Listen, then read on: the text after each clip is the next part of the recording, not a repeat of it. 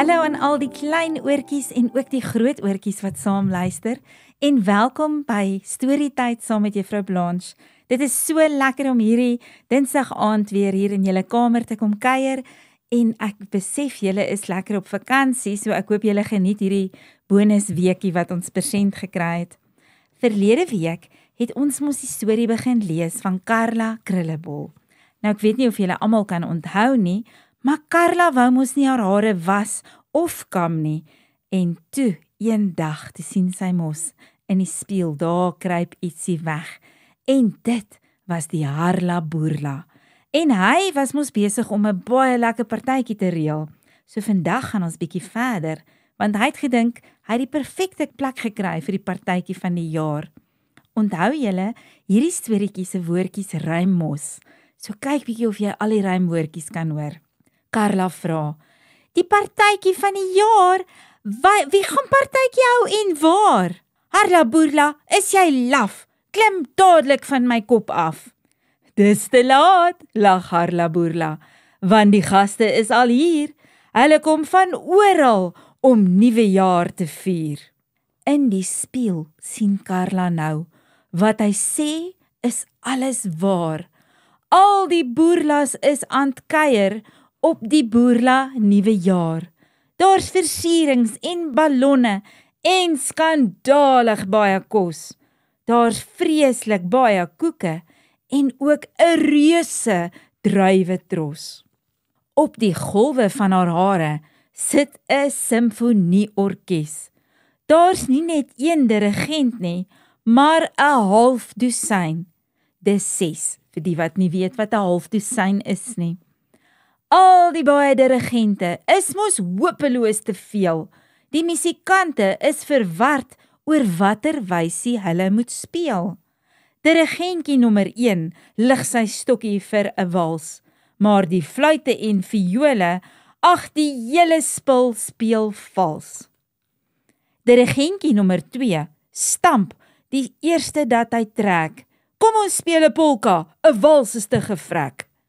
Dirigentjie nommer 3 kry die ander 2 voor stok. Hou nou op met julle nonsens, want ons speel vanaand barok. Voor die dirigent 'n vinger op sy stokkie nog kan lig, tref 'n koek wat iemand slinger, hom kaplaks in die gesig. Koeke, pinke en blou, suis nou orals heen en weer. Kort voor lank is baie gaste, totaal met room besmeer. Skuifkom trompette speel die samba, met 'n vreeslike geskal. Uit komette dreun 'n ramba, ag die hele spul gaan mal. Tubas, tromme en trompette maak 'n eislike lawaai, en die boerlas gil uitbundig, soos sal spring en tikkie draai. Kom nou julle, skoort, sê Carla, die partytjie is verby, en hoe gaan ek al hierdie room en goeters ooit uit my hare kry? Skoort se voet, gil Harla Boerla. Dis die partytjie van die jaar. Ons sal aanhou jol en kuier, tot ons self besluit ons is klaar. O, jy reken, brom klein Carla, want 'n plan broei in haar kop. Ongelukkig dink ek anders. Hierdie partytjie gaan nou stop. Deur haar hare rits die borsel en baie boerlas probeer vlug. Gaste, koeke en dirigente trek soos donsies deur die lug.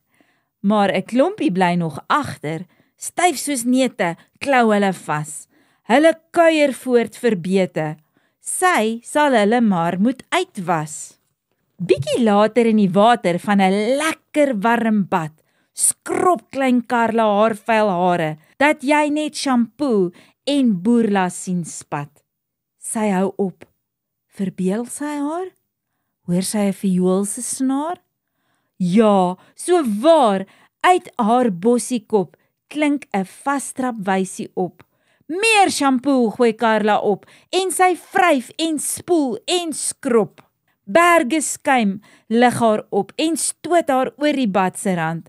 Maar sy kom dit eers agter, toe sy op die vloer beland. Dit bekommer haar egter glad nie. Die viool het sy gekry. Toe nou musiekantjie, laat vat en kry jou ry. Ek moet nooit weer terugkom nie, sê die boerla. Hou liewers volgende keer julle partytjie op die maan. O, die krullebol van Karla word nou elke week gewas. Sy kam elke dag haar hare en maak dit somtyds vas. Klink vir my, Karla het haar les geleer, maatjies, want sy weet mense hare moet skoon bly, anders kom daar allerhande harlaboerlas in en dit klink nie vir my na 'n goeie plan nie.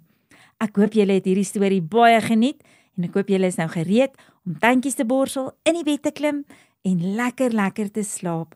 Lekker slaap en lekker drome.